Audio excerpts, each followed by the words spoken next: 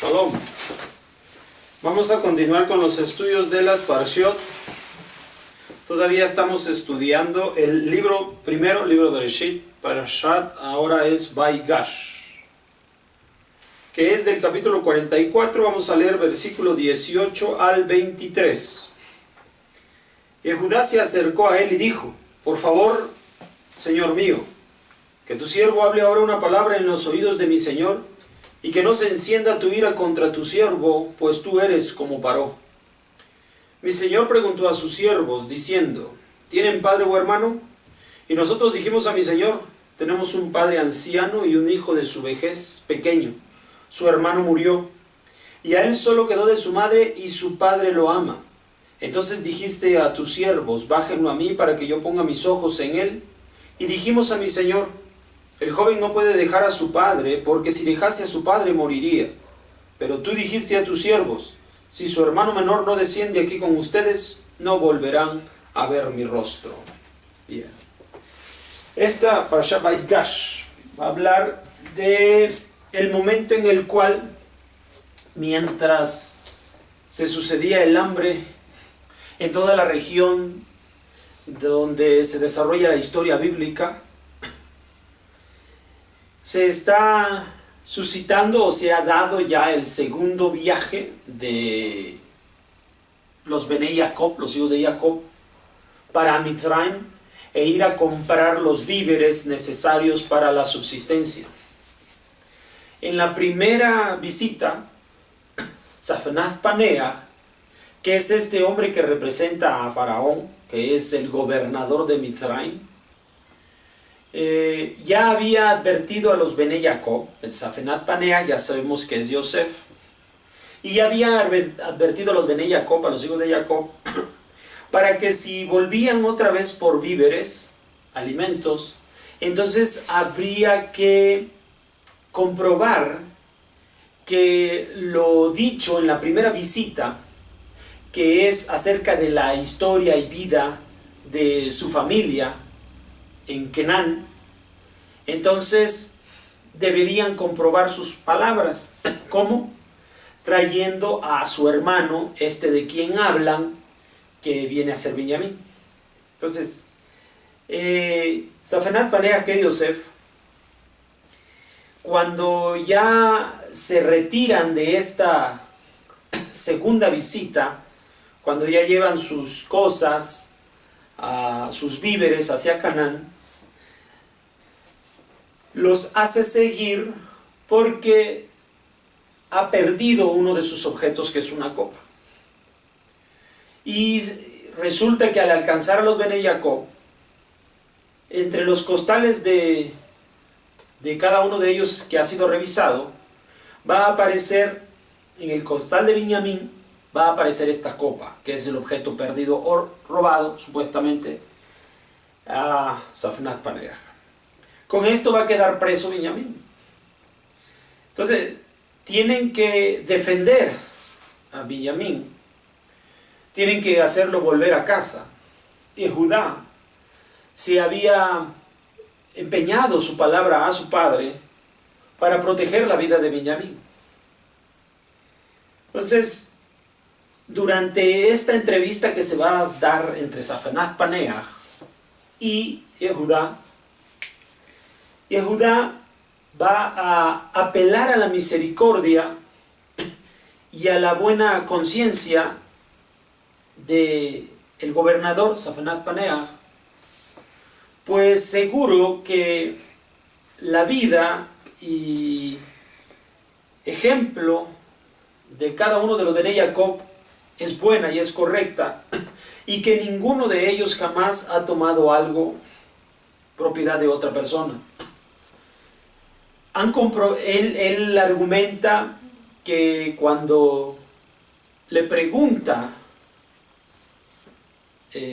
Safnath Paneah acerca de cuál es la vivencia de ellos en Canaán, él le hace saber perfectamente lo que viven. Por lo tanto, están hablando con sinceridad, con la verdad, y que jamás se ha caracterizado en ellos una actitud diferente. No roban, en pocas palabras.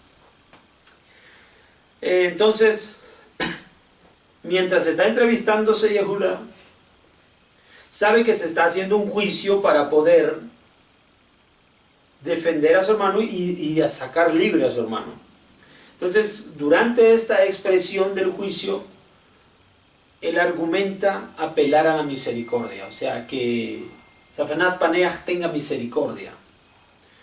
Que tenga misericordia porque no son gente malvada, no son gente que roba, no son gente que viene a hacer el mal o el daño. Es evidente en la forma en la que se presentan. Y han obedecido su palabra en esta segunda ocasión, pues han pedido que venga, Safenat Paneach ha pedido que venga Binyamin, entonces Binyamin llegó. Así que ellos se muestran abiertos. Así que no hay ninguna razón por la cual pensar mal de los Bene Jacob. Y a esto es a lo que argumenta Yehuda, en primer lugar. Y en segundo lugar va a hacerles saber también, para la expresión de su misericordia, favorecidos por la misericordia de Safenat Paneach. Entonces, también le hace saber lo complicado que ha sido la vida de su padre Jacob. Sobre todo con sus seres más queridos para Jacob, más favoritos para Jacob, como son el caso de Rachel, su esposa, quien de camino ha muerto durante el parto, naciendo Binyamin de eso. Y en segundo lugar, un percance que tuvo uno de sus hijos de esta señora, el primero de esta señora, llamado Yosef. Él le comunica del percance que tuvo Yosef, y por lo tanto Jacob, su padre, sufre por la pérdida de Rachel y sufre por la pérdida de Yosef. Ahora también durante todo este tiempo ha temido por la pérdida de Binyamin, pues también es su favorito y ya es el único que le queda de su amor, que es Rachel. Entonces tiene mucho miedo, y tiene mucho miedo especialmente porque estas cosas le suceden cuando sus seres queridos salen de camino. Rachel, de camino de la tierra de Labán hacia Kenán, va a morir. Yosef, cuando sale hacia Dotán, de Kenán hacia Dotán, también va a sucederle tal percance. Ahora, si todos estos temores que están en Jacob, ahora cuando no regrese Binyamin, entonces va a terminar comprobándose esta aflicción en la vida de Jacob. Y esto es lo que Yehuda está argumentando, apelando a la misericordia. Entonces, pero también tiene algo más. La Torah específicamente hace resaltar el temor que Jacob, nuestro padre, tiene con respecto de las circunstancias tan repetitivas con las que se han dado los sufrimientos de Jacob. Pues sus seres favoritos, queridos, cuando salen de camino, sufren un percance, sufren algo, lo cual le trae como consecuencia un dolor, obviamente.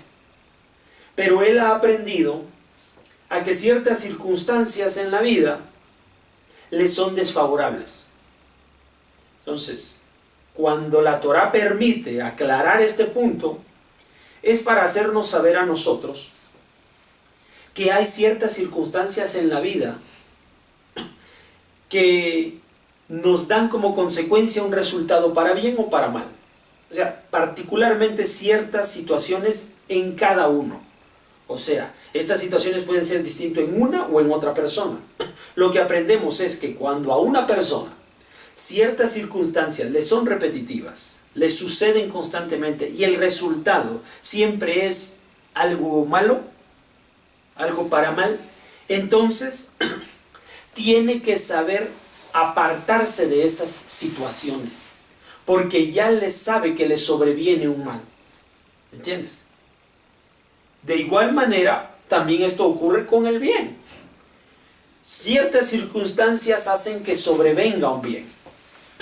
Entonces, es muy inteligente que nosotros aprendamos a reconocer las situaciones y circunstancias, Porque ya sabemos que a partir de ella se desarrolla un bien o un mal. Si se van a desarrollar cosas para bien, entonces yo aprendo de las circunstancias para verme siempre envuelto en esas circunstancias. Dejar que llegue, porque sé que me va a suceder un bien. Pero si siempre veo que en tales circunstancias me viene un mal, ¿qué yo voy a hacer? Voy a alejarme de esas situaciones y circunstancias para evitar que un mal venga sobre mí. Pues ahora sé que esto es lo que acontece después de ciertas situaciones. Te digo, puede ser ciertas situaciones para una persona y para otra persona otras situaciones y para otra persona otras situaciones. Aprenda cada uno de ellos a leer sus propias situaciones que le hacen sobrevenir un bien o un mal para tener ventaja de lo que está sucediendo. ¿Entiendes? Entonces, dos cosas son las que nosotros aprendemos de aquí. Uno, que siempre cuando nosotros estamos en una situación de conflicto, de juicio, tengamos la oportunidad de apelar siempre a la misericordia, ¿ya? Para salir favorecidos. Tocar el corazón de las personas a través de la forma en la que nos expresamos. Eso es uno. Y número dos, pues ciertas situaciones en la vida van a desencadenar males de forma particular a un individuo. Entonces nosotros tengamos la capacidad de poder descubrir cuáles son las situaciones que me desencadenan un mal para yo alejarme de ello. ¿Está bien? Muchas cosas. ¿Sí? Ejemplos en la vida hay muchos. Si constantemente tomas un camino y siempre hay un perro que constantemente te ladra y asusta, y siempre vas caminando por el mismo lado de la acera y el perro sale, te ladra y tú brincas, automáticamente tú sabes la próxima ocasión que al caminar por la misma acera el perro saldrá, te ladrará y te asustará. Ya sabes que esta situación ocurre constantemente. Entonces, ¿qué tú haces? Entonces, ya esperas, ya sabes que eso va a pasar, ya sabes que el perro va a ladrar, que está allí. Es más fácil, me cambio de acera, doy la vuelta por otro lugar. O sea, yo cambio las circunstancias para que el resultado cambie. ¿Entiendes? Esto es algo muy importante que debemos aprender. Bueno, nos vemos para la próxima. Shalom.